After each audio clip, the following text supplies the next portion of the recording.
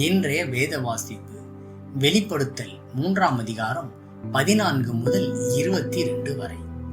Laodicea சபையின் தூதனுக்கு நீ எழுத வேண்டியது என்னவெனில், உண்மையும் சத்தியமும் உள்ள சாட்சியும் தேவனுடைய சிருஷ்டிக்கு ஆதியுமாய் இருக்கிற ஆமேன் என்பவர் சொல்லுகிறதாவது, உன் கிரியைகளை அறிந்திருக்கிறேன். நீ குளிரும் அல்ல அனலும் அல்ல. நீ குளிராயாவது அனலாயாவது இருந்தால் நலமாயிருக்கும். இப்படி நீ குளிரும் இன்றி அனலும் இன்றி வெதுவெதுப்பாய் இருக்கிறபடியினால் உன்னை என் வாயில் நின்று வாந்தி பண்ணி போடுவேன். நீர் பாக்கியம் உள்ளவனும் பரிதவிக்கப்படத்தக்கவனும் தரித்திரனும் குருடனும் நிர்வாணியுமாய் இருக்கிறதை அறியாமல், நான் ஐஸ்வர்யவான் என்றும் திரவியசம் பண்ணுவேன் என்றும் எனக்கு ஒரு குறைவும் இல்லை என்றும் சொல்லுகிறபடியால், நான் நீ ஐஸ்வர்யவானாகும்படிக்கு நெருப்பிலே புடமிடப்பட்ட பொன்னையும் உன் நிர்வாணம் ஆகிய அவலட்சணம் தோன்றாதபடிக்கு நீ உடுத்திக் கொள்வதற்கு வெண் வஸ்திரங்களையும் என்னிடத்திலே வாங்கிக் கொள்ளும்.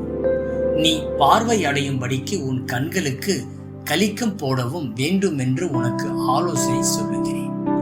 நான் நேசிக்கிறவர்கள் எவர்களோ அவர்களை கடிந்து கொண்டு சிட்சிக்கிறேன். ஆகையால் நீ ஜாக்கிரதையாய் இருந்து மனம் திரும்பு.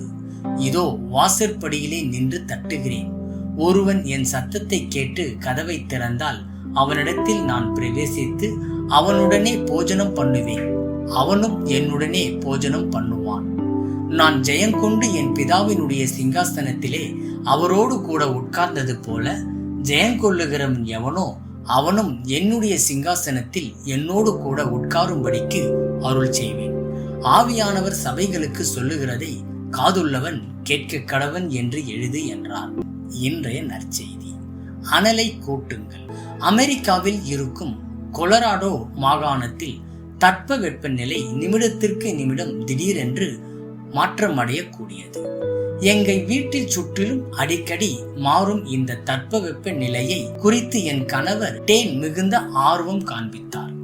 சிறிய இயந்திர உபகரணங்களை சேகரிப்பதில் விருப்பமுடைய என் கணவர் அவர் சமீபத்தில் வாங்கிய வெப்பநிலை மானியை கொண்டு எங்கள் வீட்டின் 4 திசைகளிலும் தட்பவெப்ப நிலையை கணக்கிட்டார். அவருடைய செயலை நான் கிண்டல் செய்தாலும் பின்னர் நானும் வெப்பநிலையை கணக்கிட ஆரம்பித்தேன். வீட்டினுள்ளும் வெளியிலும் அடிக்கடி மாறும் வெப்பநிலை மாற்றத்தை கண்டு நான் ஆச்சரியப்பட்டேன். வெளிப்படுத்தின விசேஷத்தில் சொல்லப்பட்டுள்ள ஐஸ்வர்யமான 7 பட்டணங்களில் ஒன்றான லவோதிக்கேயாவின் சபையை வெதுவெதுப்பான சபை என்று இயேசு தட்பவெப்ப நிலையை வைத்து குறிக்கிறார்.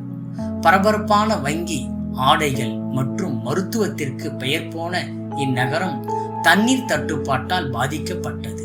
எனவே சூடான நீரூற்றில் இருந்து தண்ணீரை எடுத்து செல்ல ஒரு நீர்வழிப்பாதை அவசியப்பட்டது. நீரூற்றில் இருந்து லவோதிக்கேயாவுக்கு தண்ணீர் வந்து சேரும் பொழுது அது சூடாகவும் இல்லை, குளிர்ந்ததாகவும் இல்லை.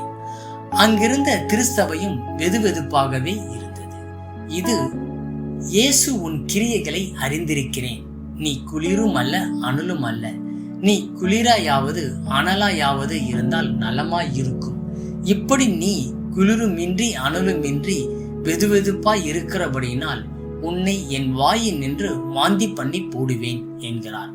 மேலும் நான் நேசிக்கிறவர்கள் எவர்களோ அவர்களை கடிந்து கொண்டு சிக்கிக்கிறேன். ஆகையால் நீ ஜாக்கிரதையாய் இருந்து மனம் திரும்பு என்று அறிவிக்கிறார். நம்முடைய இரட்சகரின் இந்த எச்சரிக்கை நமக்கும் அவசியமானது. நீங்கள் ஆவிக்குரிய வாழ்க்கையில் அனலும் இல்லாமல் குளிரும் இல்லாமல் இருக்கிறீர்களா? அவருடைய சிற்சையை ஏற்றுக்கொண்டு ஜாக்கிரதையுடன் விசுவாசத்தில் அனல் கொடுக்கும் வாழ அவரிடமே உதவி கேளுங்கள்.